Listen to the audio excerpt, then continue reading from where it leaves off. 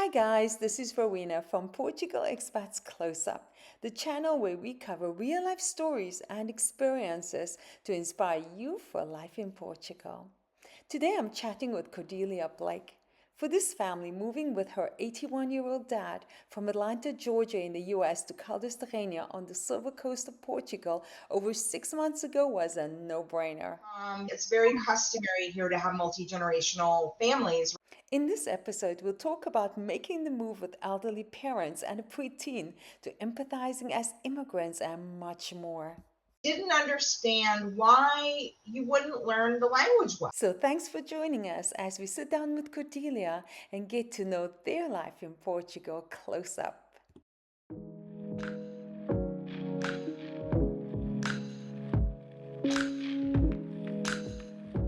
Good morning. My guest is Cordelia, and Cordelia has moved from Atlanta, Georgia to Portugal, specifically the Silver Coast, about 6 months ago. She's going to take us through her journey that led her here. It is, in her case, a multi-generational move to Portugal, 81-year-old father and a 12-year-old son. So she's going to take us how that journey has been for her. Another thing that came up is her business, a consulting business, High Strategies, and how she navigated work-life balance. We're going to be talking also about socializing, networking, and I'm very excited to have you here, Cordelia. So let's start off. Thank you. Thank you for having me. You're very welcome. You moved here in July 2023.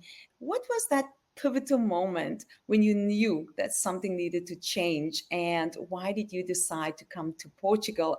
Well, we've been wanting to move to Europe, to the EU, and become EU citizens of one of the countries for probably about 7 or 8 years. I remember I was in a mastermind, and one of my friends in the mastermind said, what if this life that you're living today, what if this is as good as it gets? Because, we're always planning for the future and setting, we're like, well, when this happens, I'll be happy or whatever. I don't know why that really hit me that day. What if this is as good as it gets?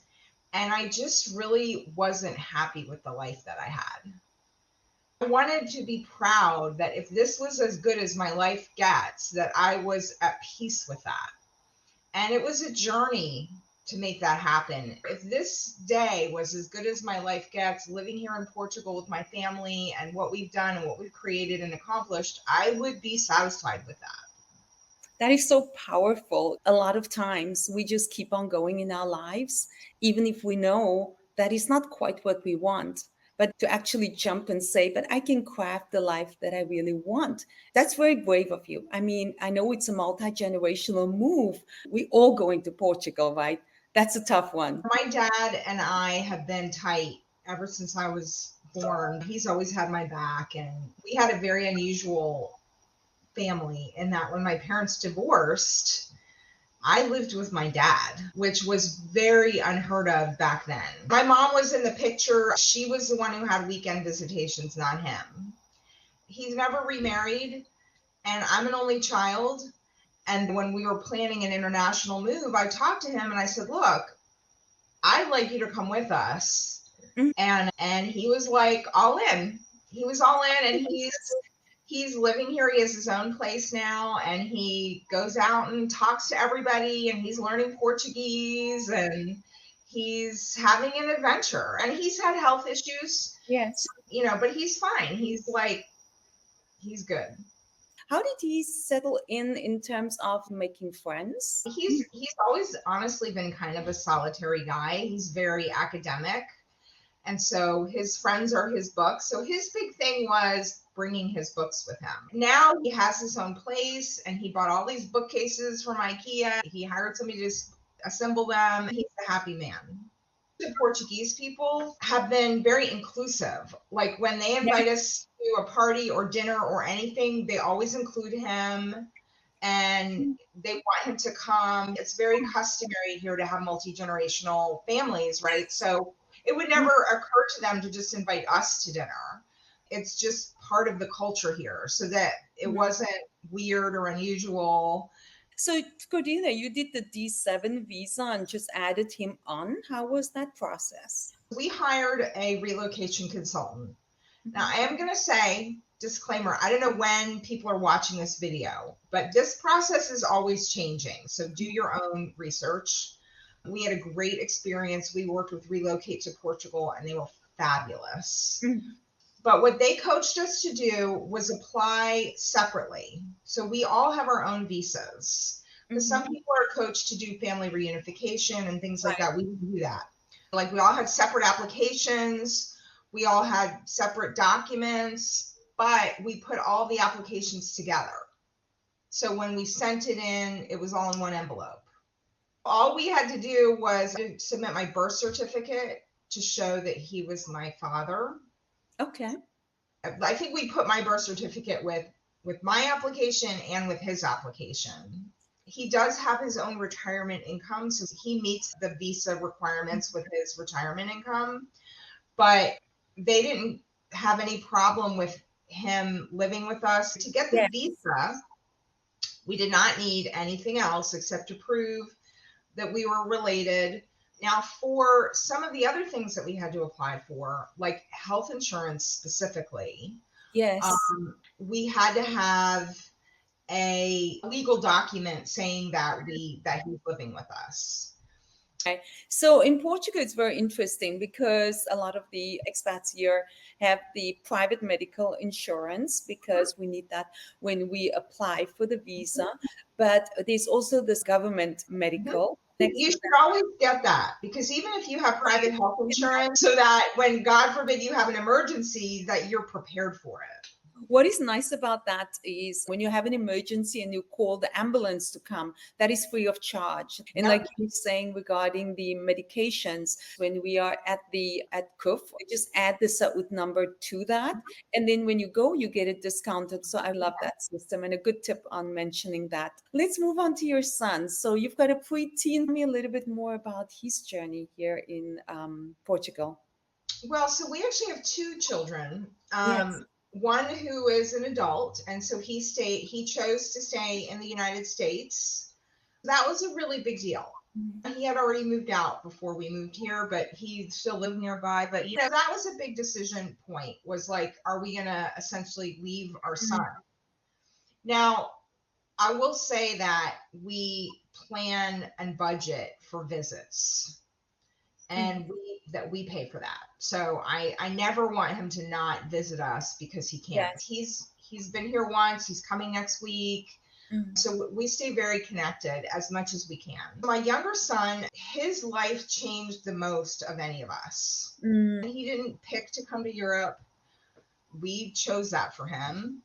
And he's had a really good attitude about it. Which school system did you choose for him? You can choose between the public, the private Portuguese, and international schools. Which one did you go for?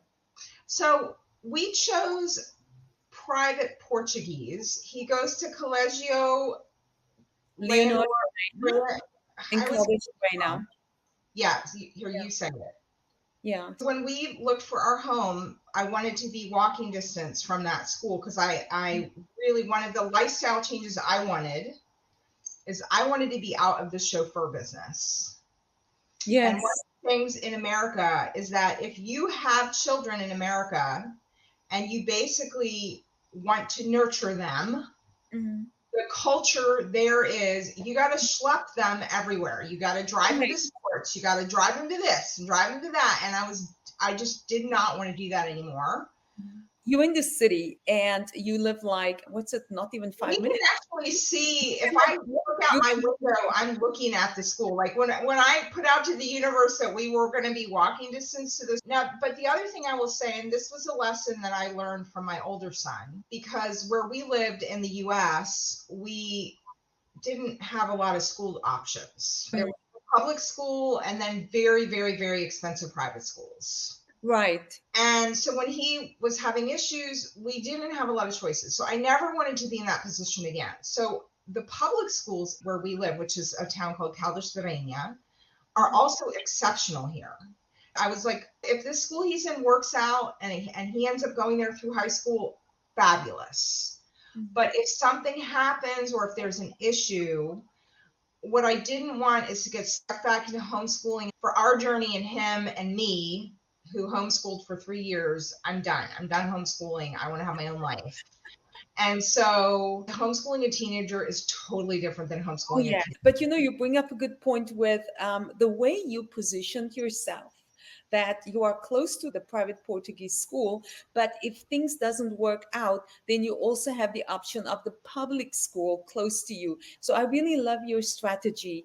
The Raul Prencia High School, which is also really good, is like also a 5 minute walk from our apartment. So Fantastic. Yeah. he could go there, and the other school in town is like 15 minutes. We have choices as he becomes a teenager if there's reasons why he needs to switch. That was really important for me. How's he getting on with the language? Okay, so this is another little pet peeve that I have. So he's doing really well with the language, but he's still really also struggling with the language. Mhm. I think that there's a myth that is discussed by the community where they say kids will just pick up the language. And I do think to a certain extent that's true if you have like a 4-year-old or a 2-year-old and you throw them in like a daycare, they will become fluent in Portuguese in like a month. But once they get to like above 8, Yeah. it's hard to learn a foreign language.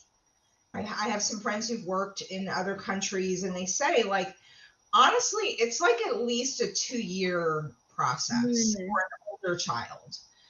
And so I have to constantly adjust my expectations. We have made some of our own adjustments to help him. He did really well in his language class. His grade was excellent and he's learning a lot, but he is really, even after 6 months here, far from fluent. And Mm. so I think that it's really important that parents and people coming here know that learning a foreign language takes hard work every day.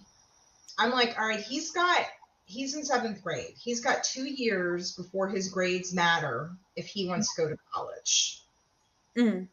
And so that gives him 2 years to like learn the system, learn how to the language well enough to be able to take his high school classes in Portuguese. And and so, my whole thing as a parent is I want my kids to have choices. So they have options. You sort of like have to position yourself in a way that if plan A doesn't work, you have access to something else, you know? I So, agree. so let's move on. So you've been living here for 6 months. What is your emotions been like? I'm speaking about, did I make the right decision to live here? Or has it been a positive one where you think, oh my goodness, I should have made this move earlier? I would say I fall somewhere in between both of those statements. First of all, we love living here, and I'm so grateful that we moved. But all my problems and emotional issues and challenges moved with me. They all came along for the ride. So all my complexes and anxiety and all it. And now I will say that the anxiety has calm down. And some of that is because I meditate, but some of that is because I'm not worried about some of the things that have just become such a part of the American culture. Mm, I grew up in Philadelphia, like I grew up in the city, yeah. and I had my purse, and my son reached in behind me to get something out of my purse. Almost without thinking about it, I almost elbowed him in the face. Oh my goodness. I never thought of myself as living on guard all the time, but I was. Mm-hmm. And it's been a slow unwinding here. We can walk around at night and we are just not worried about getting mugged all the time. You know what I mean? Like, it's just not part of the culture here. I'm sure it happens, but it's much, much, much less frequent. So that has helped with my anxiety. But to answer your question, I think that it's been wonderful. I love that we came. We've had a lot of challenges since we've been here, health challenges and things like that. Some of the things I put in place, I'm very grateful that I did that because I've had to already use them. A lot of people move here and they think they're going to have a car-free life. Yes. And I was like, with an 81-year-old, we're going to the doctor, we're going to the grocery store. Like, I don't go to the market every day and get baguettes and like that fantasy of European life. And so I still have to do some of those Mm. accommodations to that life. Just because we're here doesn't mean I'm magically at a cafe every day eating a baguette. We were talking about your emotions, right? After 6 months living here. And I know something you brought up was that you have more empathy for refugees and immigrants. Tell me more about that. If you'd asked me before I moved if I was somebody who was anti-immigrant, I never would have described myself that way. I didn't really understand what it's like Mm. when people move to another country. And I didn't understand why you wouldn't learn the language well. Yeah. And now that I've been here, and I primarily, if I don't work at it, I mostly just speak English all the time because you have so much other stuff to deal with. You're just dealing with reality in your life and all the challenges that come up with your life. It's challenging to learn. I'm working, I'm shopping, I'm taking kids to the doctor, I'm taking my dad to the doctor. You know what I mean? I mean, that is a lot. I'm glad you brought it up because we can only feel it when we are in that situation. And like you said, being a refugee, one, you don't speak the language, and two, you don't have much means to make things work. Yeah, really touched my heart too. So, Cordelia, you've been working in Portugal. What do you do for work? I have a background as an entrepreneur and I had my own business for a long time, which I sold. And then I kind of took a break while I planned our move. This is a lot of work. Even if you hire consultants, you got to figure it all out. We formed our own company. So I'm our chief marketing officer. What our company does is business valuation and strategic growth advisory. If you're selling a business or buying a business or trying to investors, or sometimes people, like if they're giving, like let's say you decide to give that painting to a charity, like to donate it to a museum, but you needed to know how much it was worth so you could write it off on your taxes. We do that kind of stuff. So we do valuation and strategic advisory. Mike has been in the business for 25 years. He speaks like he's like you. He speaks all these languages. The majority of our clients are US based. And usually he or both of us travel back to the US at least once a quarter Okay. Yeah. to have lunches and connect with our community and teach webinars and go to conferences and just all that kind of work stuff. We do serve European clients. The seeds are starting to sprout here, which is great. I want to hear a bit more about the networking. We belong in the Silver Coast Entrepreneurial Group, which is a group of women from all over the world supporting one another. I find it very helpful because if you have something that you need more information on, you can just reach out to the group and you get this feedback, but also support, and they meet once a month. I would say that networking and making friends here is you have to step out your comfort zone. I do a lot of WhatsApping with people, trying to reach out to people individually, set up online coffees, set up in-person events. I guess building a network here is more personal. Here, almost every group I've found out about I've met somebody who told me about a thing, right? It just is a huge part of the culture here. But it is a nice vibe. And I feel that I've lived in the US for over 10 years.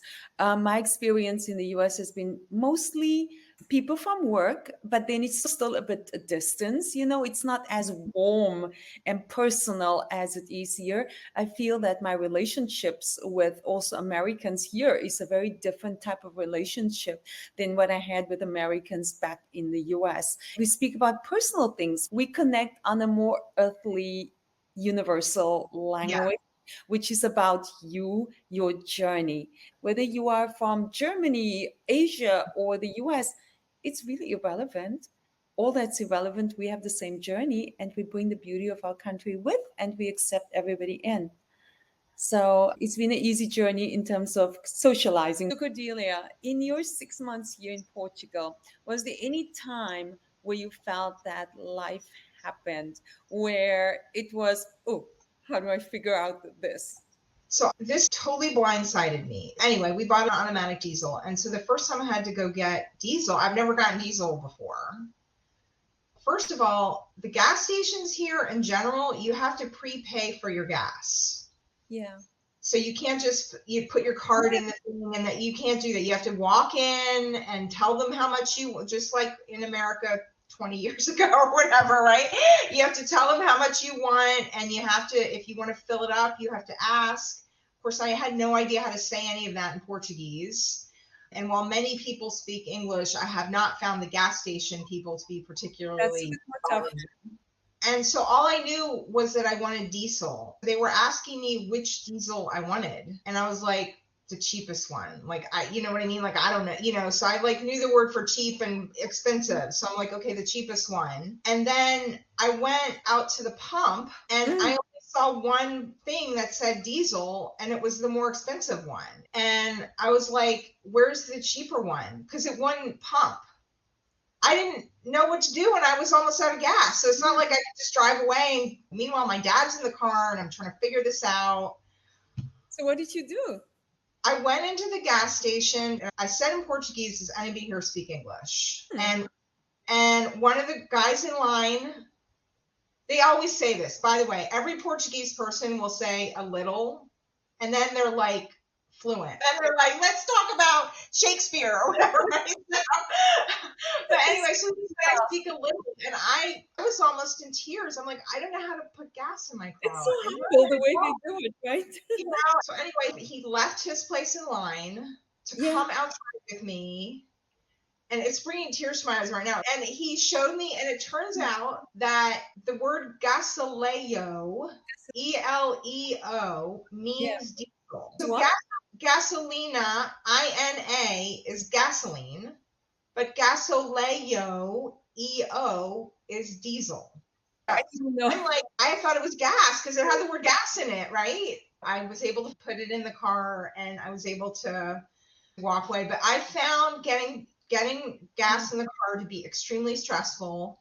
And unfortunately, because I was taking my dad, he needed to get cataract surgery. He was blind in one of his eyes when we moved here. So right away, we were in the healthcare system, driving to Torres Vedras, getting him surgery. The surgery here that he paid cash for was cheaper than the cataract surgery in the US with Medicare. But we still had to go to all these appointments. And so I was driving a lot. I was using gas. So I just found it so stressful. So if you need medicine in the middle of the night, you can drive to that CVS, But here what they do is they rotate. None of them were open. Oh my goodness. And I was like freaking out. And this is, again, we're the network, right? I'm on WhatsApp texting. I reached out to Heather Binder of Boots on the Ground Portugal. And I was like, I need to find a pharmacy. And she's like, oh, there's an app. Let me see if I can find it. Tell me what the app is. It's called Farmacias. It'll locate you. And it'll tell you the nearest pharmacy that's open that day. So that's really good on holidays, Sundays, and in the middle of the night. I needed to see a doctor on Christmas Day, which was another big challenge. And another really good resource is there's this website called doctoronline.pt. It's really good. It's easy. And it's like 35 euros, and you get a televisit with a doctor. And it's great if you're sick, but it's mostly for you don't need to go to the hospital sick, but you're just it's actually you can speak to them, and at least they can give you guidance, but they can also tell you where to go. I needed antibiotics because that's just what was wrong with me. I needed antibiotics. She just emailed me a prescription for antibiotics on Christmas Day.